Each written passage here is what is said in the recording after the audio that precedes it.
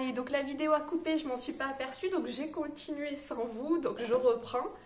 Ici, donc, on cherchait quand est-ce que g de x était supérieur ou égal à 0. Donc, supérieur ou égal à 0, c'est le signe plus.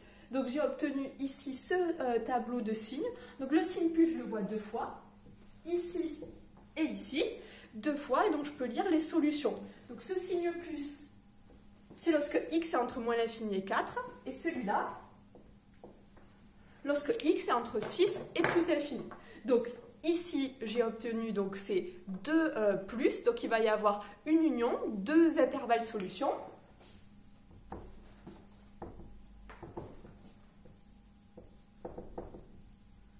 Donc de moins l'infini à 4 et de 6 à plus infini, bien évidemment, je ne prends jamais les infinis.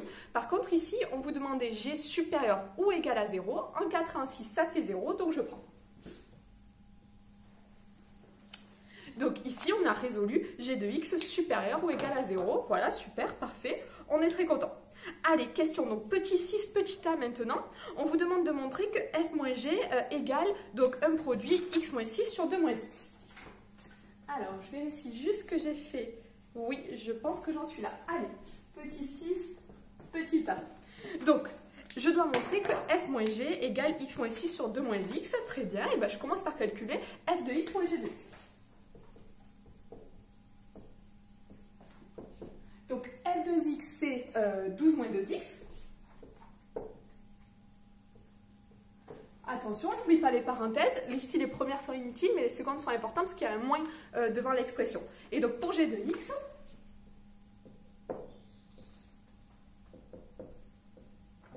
voici 12 moins 2x moins x au carré moins 10x plus 24. Donc, j'ai un moins devant la parenthèse. Ici, je peux enlever les parenthèses. Voilà, sans problème. Et sur les suivantes, donc, le moins devant la parenthèse, ça change les signes. Rappelez-vous, je prends, je fais la poudre, ça change tous les signes. Donc ici, ce x au carré, ça devient moins x au carré. Ce moins 10x, il devient plus 10x. Et enfin, le plus 24 devient moins 24.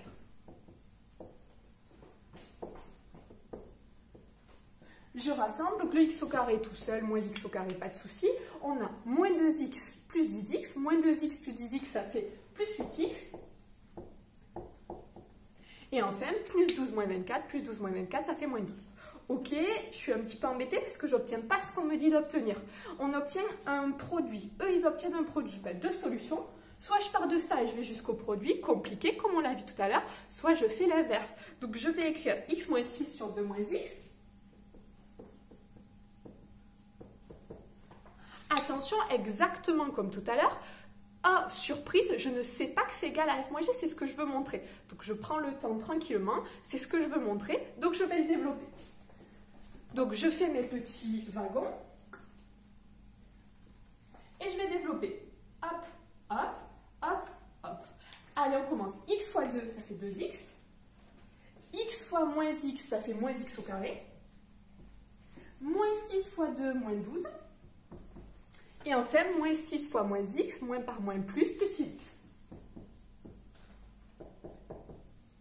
J'obtiens donc moins x au carré, plus 2x plus 6x, ça fait plus 8x. Et moins 12. Voilà. Ah, et là, incroyable, j'ai trouvé la même chose. Donc, je peux écrire que ça, c'est égal à f de x moins g de x. Voilà, j'écris que, incroyable, j'ai trouvé ce qu'on me demandait, c'est égal à f de x moins g de x. Parfait. Donc maintenant, question ici réglée petit 6 petit a, on vous demande petit 6 petit b, montrer par le calcul que f de x est plus grand que g de x. Donc ça c'était la question la plus difficile.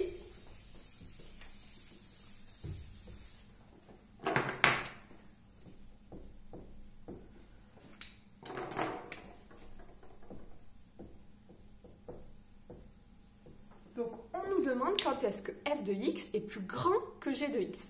f de x plus grand que g de x, en fait, ça revient à chercher quand est-ce que f moins g, ben, f moins g, c'est positif. Puisque si je cherche quand est-ce que f est plus grand que g, c'est le moment où grand f moins petit g, c'est positif. Sauf que nous, f de x moins g de x, on sait ce que c'est, on l'a déjà calculé. C'est égal à cette forme-là, on ne peut pas étudier le signe.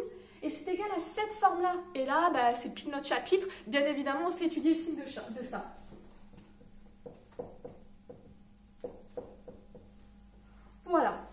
facile. X moins 6, je m'en suis déjà occupée tout à l'heure. Ah, 2 moins x maintenant. Donc 2 moins x, bah, facile. D'abord 2 n'est pas à sa place, j'enlève 2 de chaque côté.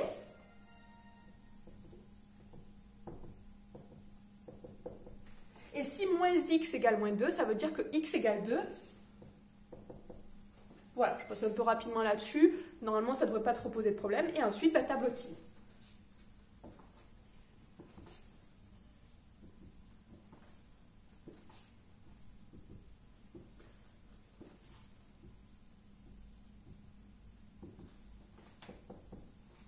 J'ai 2 valeurs à placer. Mes 2 valeurs, c'est 2 et 6. Voilà, donc x moins 6 vaut 0 lorsque x égale 6. Et 2 moins x égale 0 lorsque x égale 2. Voilà.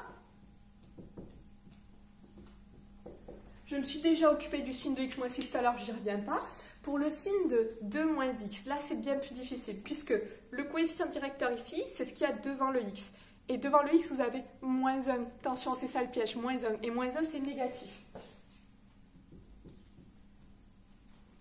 Donc si moins 1 est négatif, ça veut dire que ma fonction elle est décroissante et donc que ma droite elle descend. Et si ma droite descend, au niveau du signe, au départ c'est positif, ça passe par 0, c'est négatif. Positif, 0, négatif. Donc positif, bim, je prends 0, négatif, négatif, et ensuite bilan. Je vous rappelle que je cherchais quand est-ce que f était plus grand que g, c'est-à-dire que je cherchais les f moins g positifs. Positif, c'est le signe plus. Ici, donc on est entre 2 et 6. Voilà, donc ici, solution, c'était entre 2 et 6. Voilà, donc ici, vous serez aperçu pour les 2 questions petit b, en fait, on a retrouvé exactement les résultats qu'on avait obtenus graphiquement. Donc il y avait une première partie graphique, on avait obtenu déjà les résultats, et ensuite on les a re-obtenus cette fois-ci par le calcul. Voilà, allez, bon courage à vous.